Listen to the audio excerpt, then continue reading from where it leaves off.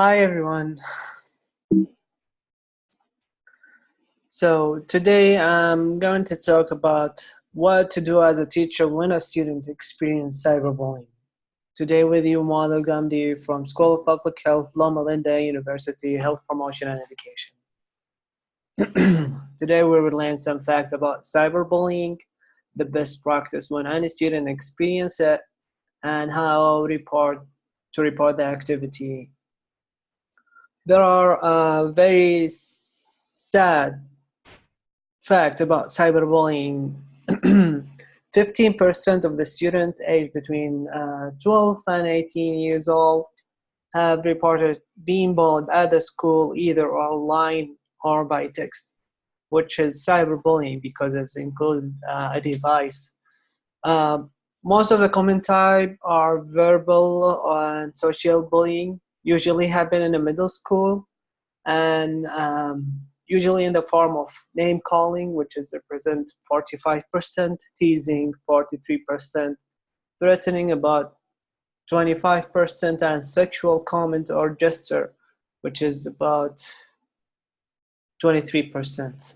And only 30% of those students who report being bullied notified an adult about the incidents. And persistent bullying can worsen the feeling of isolation, rejection, exclusion, depression, and anxiety, all of which may at some point contribute to a suicidal behavior, which is hopefully not happen to any of our beloved ones. Okay, and now we are going to talk about the laws and legislation in terms of cyberbullying. So to be honest, there is no federal law that directly address cyberbullying, but cyberbullying might be overlap with some discriminatory and harassment. And schools are legally obligated to address cyberbullying in any form of verbal aggression, and this aggression can be included in the terms of when someone complain about someone came and bullied them about their gender, sexual orientation, being a female, male, or other, the gender to which they are attracted to. So this is considered as a harassment. Disability, which is any physical mental condition that limits the person movement, sense, or activity. Nationality, race and ethnicity, religion.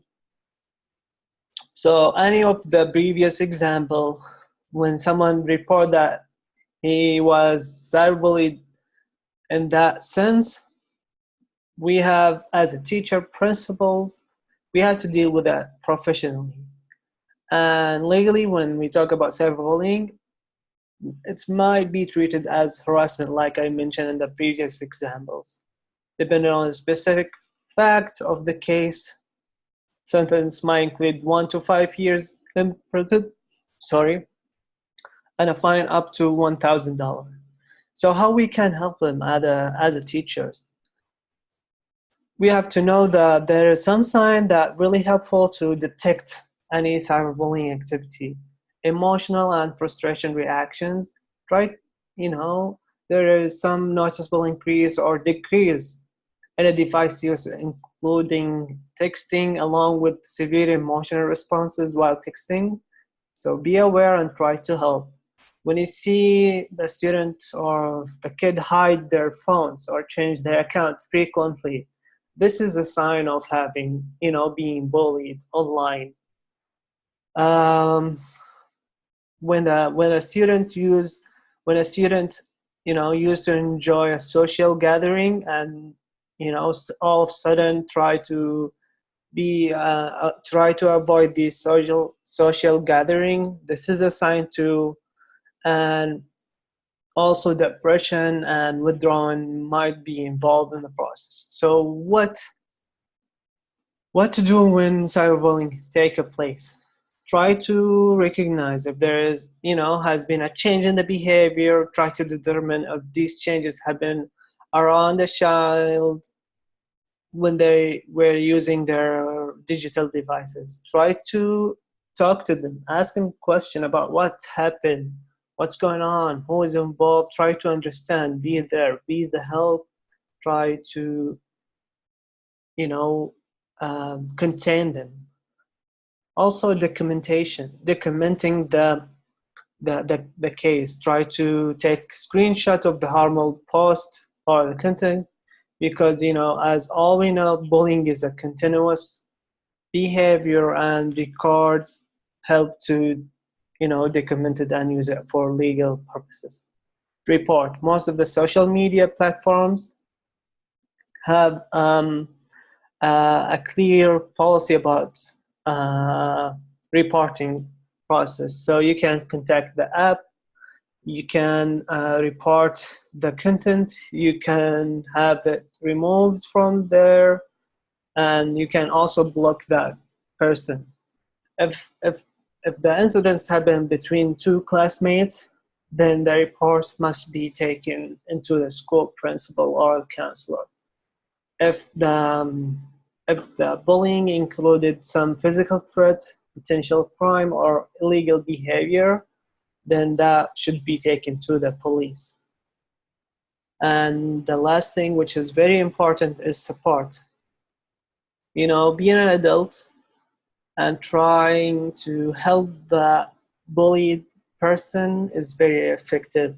And sometimes when you intervene publicly to positively influence the situation where there was a negative content post about the child, try to encourage their friends to give them a positive comment or post. Also,